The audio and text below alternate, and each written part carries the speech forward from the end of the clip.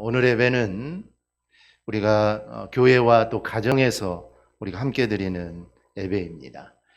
우리가 지난주까지는 우리가 얼굴을 보며 우리가 대면 예배로 드렸는데 오늘은 우리가 비대면 예배로 또 드리게 되었습니다. 그런데 우리의 삶이 그렇습니다. 내가 원하는 대로, 내가 하고 싶은 대로 되지 않습니다.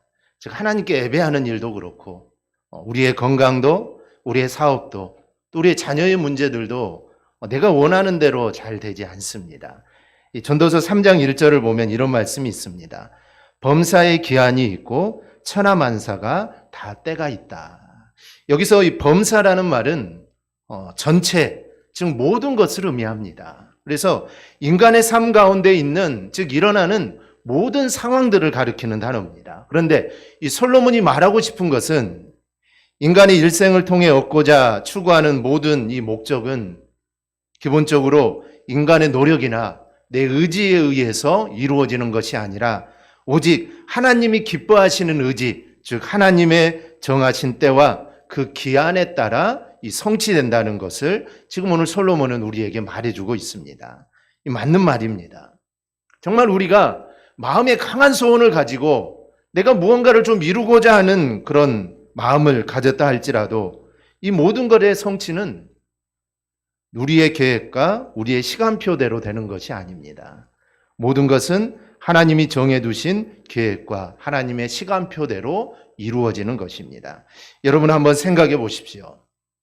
이 솔로몬은 그 어느 누구보다 지혜롭다고 자부하는 사람입니다. 이는 하나님께서 보증하신 겁니다. 하나님께 솔로몬에게 지혜를 주실 때 이전에도 이런 지혜를 가진 사람이 없었고 앞으로도 이런 지혜를 가진 사람이 없을 거다라고 하나님이 말씀하셨기 때문에 솔로몬은 정말 이 세상의 최고로 지혜로운 사람입니다. 그런 그가 무슨 일을 계획하고 무슨 일을 추진할 때 얼마나 치밀하고 얼마나 완벽하게 준비를 했겠습니까? 그런데 그런 솔로몬이 이런 충격적인 고백을 합니다. 잠언 16장 9절입니다. 사람이 마음으로 자기의 길을 계획할지라도 그의 걸음을 인도하시는 이는 여호와이시니라. 솔로몬은 정말 인간이 아무리 지혜롭고 또 치밀하게 계획해서 그 일을 추진해 나간다 할지라도 그 일을 이루는 것은 인간의 노력이나 인간의 능력이 아니라 하나님의 뜻과 하나님의 계획에 따라 성취된다는 것. 이거는 솔로몬이 그의 경험을 통해 알게 된 것입니다. 여러분, 인생의 모든 때와 시기, 뜻과 계획은 하나님에 의해 결정되고 하나님이 주도해 나가십니다. 그러게 우리가 이 세상에서 어떠한 일을 정말 내가 성공하기를 바란다면 먼저 내 뜻과 내 계획이 아닌 먼저 하나님의 뜻과 하나님의 계획 그리고 하나님의 때와 시기가 무엇인가를 우리가 알 수 있는 그런 지혜가 바로 우리 가운데 필요합니다. 우리는 지금 우리가 계획하지도 않고 또 우리가 바라지도 않는 예배를 드리고 있습니다. 어찌 보면 우리 인간의 계획이라는 것은 이제 확진자도 정말 많이 줄어들고 이제 또 백신도 맞아가게 되니 이제 온 성도들이 함께 모여 예배할 날이 이제 멀지 않았다. 우리가 그런 생각을 했을 겁니다. 그런데 우리 인간의 계획이 정말 한순간에 수포로 다 돌아가 버렸습니다. 매일매일 확진자가 더 늘어나고 언제 확진자가 줄어들지 알 수도 없고 우리가 언제 함께 모여 예배할지 우리는 알 수 없는 그런 상황이 되었습니다. 그렇다면 지금 우리는 무엇을 해야 할까요? 우리는 먼저 하나님의 뜻과 계획하심을 우리는 바라봐야 합니다. 그리고 지금 내가 있는 그곳에서 하나님을 바라보며 하나님의 뜻을 이루는 삶을 우리는 살아야 합니다. 그럼 지금 나를 향한 하나님의 뜻이 과연 무엇일까요? 저는 이렇게 생각합니다. 우리가 대면하여 함께 예배는 드리지 못하지만 우리의 가정에서 우리의 또 삶의 터전에서 예배를 드리고 있지만 우리의 마음은 우리가 늘 하나님 앞에서 예배를 드리는 그런 마음으로 우리가 예배를 드려야 합니다. 교회에서나 가정에서나 어디에 있든지 우리의 마음, 우리의 모습은 달라서는 안 됩니다. 즉 우리가 교회에서 예배하는 마음과 우리가 교회에서 예배하는 모습과 우리가 가정에서 예배하는 모습과 마음이 다른다면 이거는 우리가 하나님께 온전한 예배를 드리는 것이 아닙니다. 즉 우리가 교회에서 예배를 하나 아니면 우리가 가정에서 예배를 하나 아니면 내 삶의 터전에서 지금 예배를 하나 우리의 마음, 우리의 모습은 날마다 똑같아야 합니다. 그래야만 이 예배가 하나님께 드려지는 예배가 되는 것입니다. 아마 이러한 모습이 지금 하나님이 우리에게 바라시는 모습이 아닐까 저는 생각을 해봅니다. 우리 모두 하나님의 때를 기다리며 하나님이 다시 우리를 회복시켜 주실 그날을 기다리며 각자의 자리에서 최선을 다하고 또 우리의 믿음을 지켜나가는 우리 대강의 모든 성도들이 되기를 소망합니다. 1993년 독일 이다우 오버스타인에서 일어난 한 살인사건을 수사하던 이 하일브론 경찰은 현장 근처에서 입술 자격이 남은 유리잔을 찾아내게 됩니다. 그리고 그 유리잔에서 범인의 DNA를 분석하게 됩니다. 검사 결과 그 유리잔에서 나온 DNA는 동유럽 여성에서 많이 보이는 이 염색체 염기 서열인 것을 알아냈습니다. 이것을 근거로 경찰은 수사를 시작합니다. 그런데 2004년까지 프랑스, 독일, 오스트리아에서 이르기까지 6건의 살인사건과 40건의 절도사건 현장에서 이 동유럽 여인의 DNA가 계속 발견이 되는 것입니다. 그래서 독일 경찰은 1993년부터 전단 수사팀을 꾸리게 됩니다. 그리고 우리 돈으로 2억 7천만 원의 현상금을 걸고 이 동유럽 여인을 추적을 하게 됩니다. 그런데 이 여인을 본 목격자도 없고 행적 하나가 드러나지 않습니다. 전 유럽을 돌아다니며 살인 등 이 강력 사건을 저지르는 이 여인을 사람들은 이 형사의 이름을 따서 하일브론의 유령이다라고 이렇게 부르면서 두려워하게 됩니다. 즉 어느 누구도 그녀를 본 사람이 없고 아무도 보지 못했기 때문에 얼마나 사람들이 두렵겠습니까? 그런데 2009년 프랑스에서 화재로 불에 탄 한 남성의 신원을 확인하려고 DNA를 분석했는데 놀랍게도 이 남성에게도 이 하일브론의 유령이라고 불리는 이 여성의 것과 똑같은 DNA가 발견되게 됩니다. 수사팀은 혼란에 빠지게 되죠. 남성의 몸에서 여성의 DNA가 나온다는 것은 이거는 말도 안 되는 일이기 때문입니다. 이거는 있을 수 없는 일인데 남성의 몸에서 그 여성의 DNA가 나오게 된 거죠. 2017년 7월 9일 MBC에서 방송된 이 서프라이즈라는 이 프로그램에도 이 방영된 이 사건을 두고 경찰은 결국 사건을 원점으로 돌아가 다시 수사를 시작합니다. 그러다가 결국 경찰이 발견한 것은 이 피해자의 DNA를 채취하기 위해 사용한 그 면봉이 문제였다는 것을 발견을 하게 됩니다. 그 면봉을 만드는 회사가 이 동유럽에 있었고 그 회사에서 마지막 이 면봉을 포장하는 이 여인이 맨손으로 수다를 떨면서 일을 했고 그래서 모든 면봉에 그 여인의 DNA가 묻은 것입니다. 그리고 그 회사에서 나온 면봉으로 피해자의 DNA를 채취하니 6번의 살인사건과 40번의 강력사건은 아무런 관련도 없는데 계속 그 여인의 DNA가 거기서 묻어 나온 것입니다. 어찌 보면 정말 어처구니 없는 일이죠. 어처구니 없는 일입니다. 이 세상에는 이렇게 참으로 어처구니 없는 일들이 정말 많습니다. 그런데 저는 오늘 본문을 보면서 하나님에게도 어처구니 없는 일은 없을까 이런 생각이 들었습니다. 오늘 5절을 보면 너는 마음을 다하고 뜻을 다하고 힘을 다하여 내 하나님 여호와를 사랑하라 라고 말씀을 합니다. 즉 하나님은 너희가 나를 사랑하라 라는 말씀입니다. 그런데 이 말씀은 아무런 근거도 없이 정말 무작정 사랑하는 말씀이 절대로 아닙니다. 이 사랑에는 근거가 있습니다. 이 근거는 우리에게 하나님을 사랑하라고 말씀하시기 전에 먼저 하나님이 우리를 사랑하셨다는 겁니다. 사람이 죄를 지어 이제 죽을 위기에 놓이게 있습니다. 그런데 하나님은 그 인간을 그냥 내버려 둘 수가 없었습니다. 그래서 사람을 구원하고자 이 말씀을 하시기 이전에 세상에 예수님을 보내줄 것을 하나님은 말씀을 하십니다. 창세기 3장 15절입니다.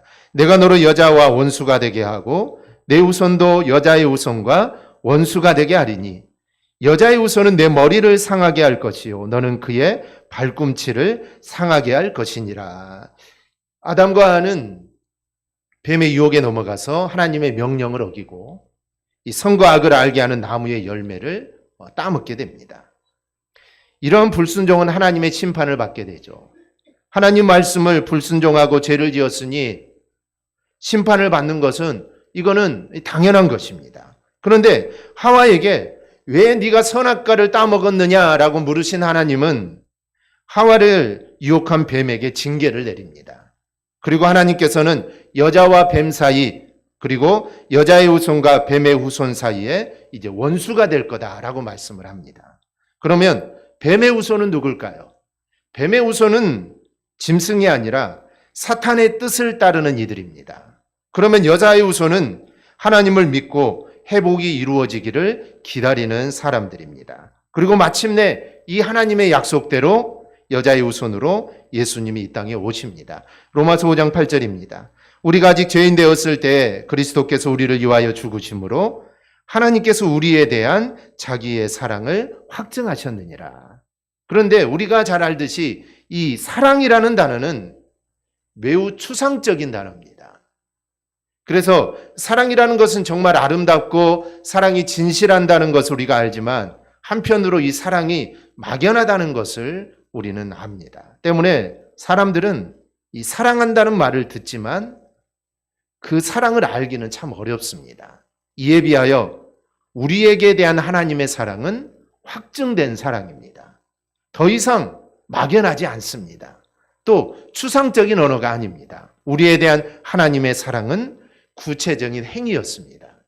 눈으로 볼 수 있고 우리가 느낄 수 있도록 정말 확연하게 드러난 것입니다. 그러므로 누구든지 하나님의 사랑을 알 수 있습니다. 그렇다면 우리에 대한 하나님의 사랑은 구체적으로 어떻게 확증되었습니까? 바로 예수 그리스도의 죽음으로 확증이 된 것입니다. 그런데 그 죽음은 우리가 죄인이 되었을 때입니다. 즉 우리가 죄를 짓고 내 멋대로 살던 바로 그때 주님이 나를 위해 죽으심으로 하나님의 사랑을 먼저 우리에게 보여주신 겁니다. 그리고 하나님은 이제 우리에게 하나님을 사랑하라라고 말씀을 하고 계십니다. 그럼 우리는 하나님을 사랑하고 계십니까? 정말 독생자를 죽이시면까지 우리를 사랑하셨는데 그리고 나서 내가 너희를 위해 나의 독생자를 주었는데 그러면 이제 너희가 나를 사랑할 차례인데 라고 말씀을 하시는데 그렇다면 나는 정말 하나님을 사랑하고 계십니까? 생각해 보면 우리가 저 하나님을 정말 사랑하기보다는 이제 말씀드릴 몇 가지 경우에만 나는 하나님을 사랑하고 있지는 않은지 내 자신을 우리는 돌아볼 필요가 있습니다. 저는 이런 몇 가지 경우를 살펴보면서 이런 경우가 아닌 오늘 5절의 말씀처럼 너는 마음을 다하고 뜻을 다하고 힘을 다하여 내 하나님 여호와를 사랑하라 라는 이 말씀처럼 우리가 진실로 하나님을 사랑하는 우리 성도들이 되기를 소망합니다. 먼저는 나는 내가 좋을 때만 하나님을 사랑하지는 않았는가를 우리는 생각해 봐야 합니다. 출애굽기 15장을 보면 이스라엘 사람들이 홍해를 무사히 건넌 후에 그들이 하나님을 찬양합니다. 여러분 이 찬양은 하나님을 사랑하는 최고의 방법 중에 하나가 이 찬양입니다. 2절을 보니 이들은 여호와가 나의 힘이요 나의 노래요 나의 구원이라고 찬양을 합니다. 또 그가 나의 하나님이시니 내가 그를 찬양할 것이요 그가 내 아버지의 하나님이시니 내가 그를 높이리라 라고 노래를 합니다. 지금 홍해를 건넌 이들의 기분은 최고입니다. 왜냐하면 그들은 죽음의 문턱에서 살아났기 때문입니다. 앞에는 홍해 바다가 가로막고 있습니다. 뒤에는 애굽의 최정예 부대가 정말 그들을 죽이기 위해 가까이 다가오고 있습니다. 앞도뒤도 정말 꽉 막혀 있는 상황입니다. 그런데 그들은 상상하지도 못한 일을 경험합니다. 홍해를 마치 마른 땅을 건너듯 그들은 건너게 됩니다. 그러니 이들의 기분이 지금 어떨까요? 정말 이들의 기분은 정말 하늘을 날아갈 듯한 기분입니다. 하나님에 대한 감사와 찬양이 지금 최고조에 이르렀을 때입니다. 그런데 그런 그들의 찬양이 금방 불평과 불만으로 바뀌게 됩니다. 22절 이후를 보니 찬양을 마치고 그들이 광야로 들어갑니다. 그리고 3일이 지난 후에 그들의 입에서 불평이 터져 나오기 시작합니다. 물이 없다는 것입니다. 마라에서 물을 만나기는 했지만 물이 써서 먹을 수가 없었습니다. 그들은 지금 원망을 하고 있습니다. 3일 전에는 그들을 구원해 주신 하나님을 정말 소리를 높여 춤을 추며 악기를 두드리며 찬양을 했던 그들이 3일이 지나자 하나님을 원망하기 시작합니다. 여러분, 광야에는 물이 없습니다. 광야에는 물이 있는 곳이 아닙니다. 물이 있었는데 물이 다 없어져서 마실 물이 없다면 원망할 수도 있지만 원래 광야라는 것은 물이 있는 곳이 아닙니다. 또 해변을 따라가는 길이기에 설령 물을 만나도 그 물은 염분이 많아서 먹을 수가 없습니다. 이건 당연합니다. 애굽에서 정말 수백 년을 살았던 이들이기 때문에 이들은 이 사실에 대해서 당연히 알고 있었습니다. 그런데 이들은 지금 당연한 것을 가지고 하나님을 원망합니다. 우리도 마찬가지입니다. 우리가 세상을 살다 보면 어려움이 있습니다. 그런데 그것은 당연한 겁니다. 고난 없는 인생이 어디 있고 고통 없는 삶이 어디 있습니까? 그런데 사람들은 고난을 당하면 하나님을 원망합니다. 내가 하나님을 잘 믿었는데, 내가 하나님을 이렇게 잘 믿었는데 왜 내게 이런 어려움이 있느냐라면서 하나님을 원망합니다. 그런데 그 고난과 어려움은 당연히 우리에게 있는 겁니다. 그런데 그것 가지고 예수님을 믿니 안 믿니 합니다. 교회를 나가니 안 나가니라고 합니다. 왜 그렇게 생각하고 왜 그렇게 말을 할까요? 그것은 내 안에 하나님을 사랑하는 마음이 사라져서 그렇습니다. 많은 사람들이 좋고 편할 때는 하나님을 사랑한다고 말을 합니다. 그러나 고난이 오면 원망을 합니다. 그러나 믿음의 사람들은 환경과 여건에 따라 하나님을 사랑하고 사랑하지 않고 그렇게 하지를 않습니다. 오히려 어려움이 있으면 있을수록 하나님을 더 붙잡습니다. 다니엘을 보십시오.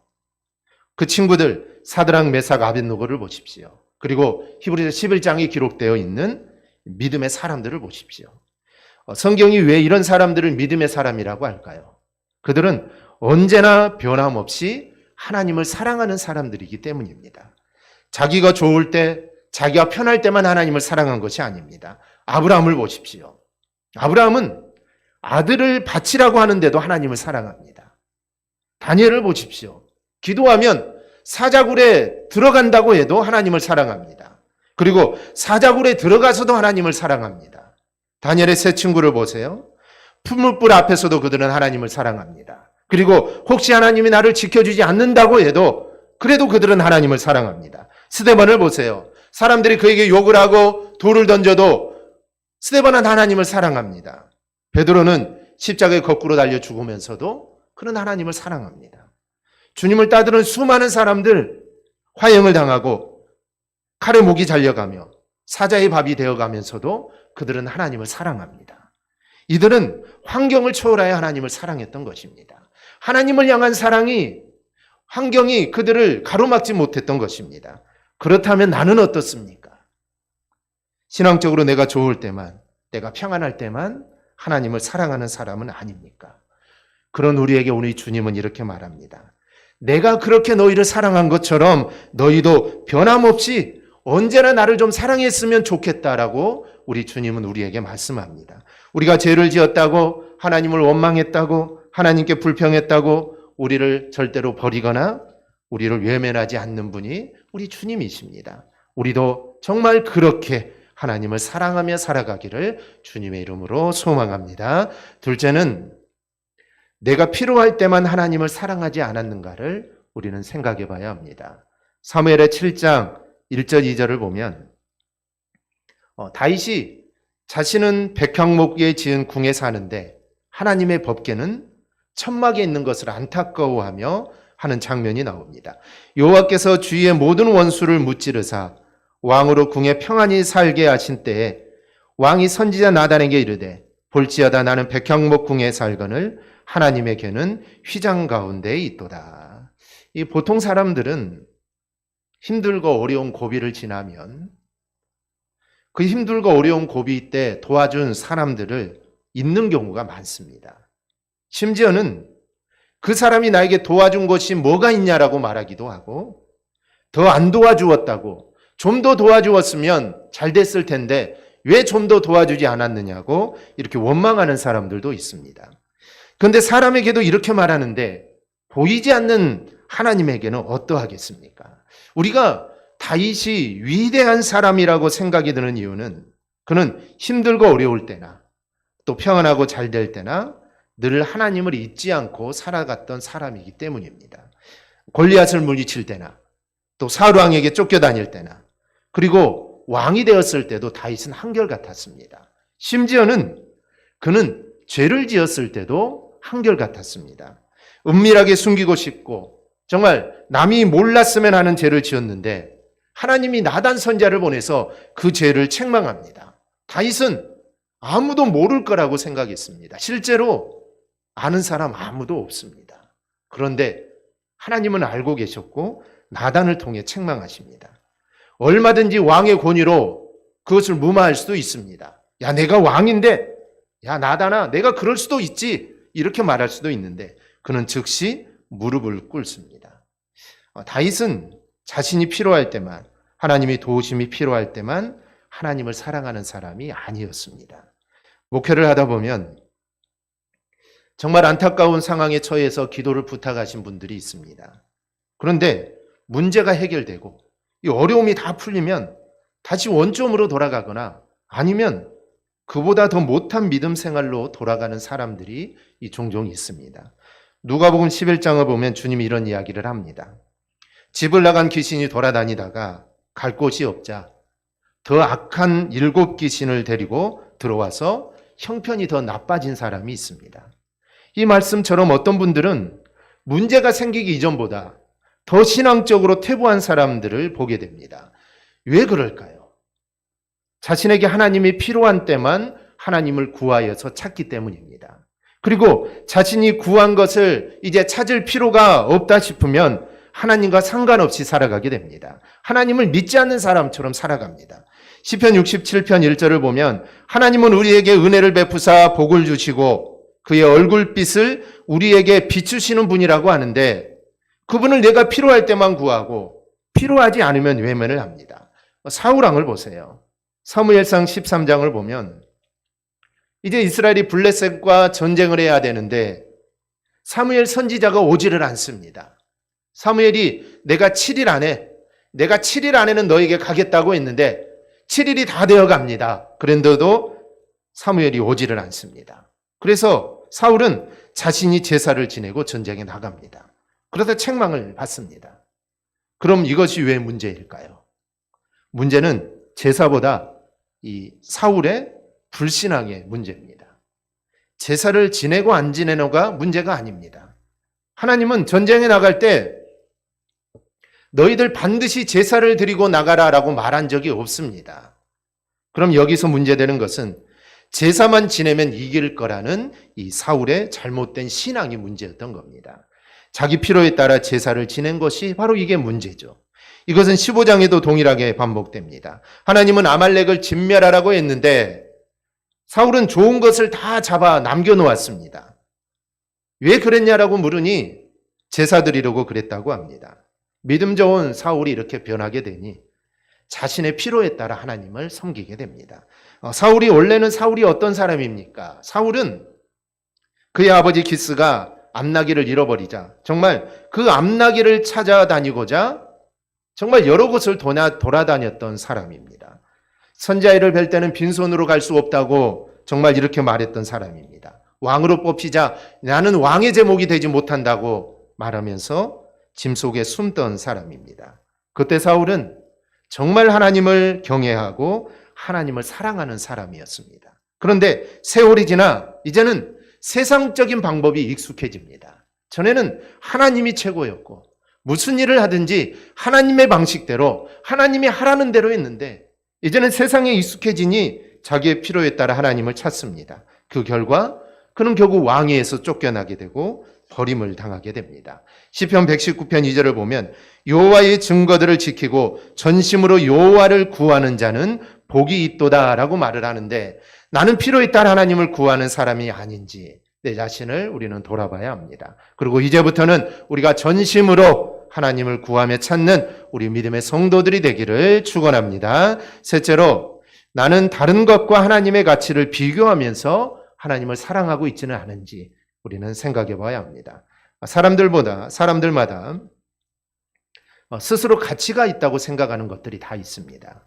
주님은 오늘 본문을 인용한 마태복음 22장 37절에서 내 마음을 다하고 목숨을 다하고 뜻을 다하여 주 너의 하나님을 사랑하라 라고 했습니다.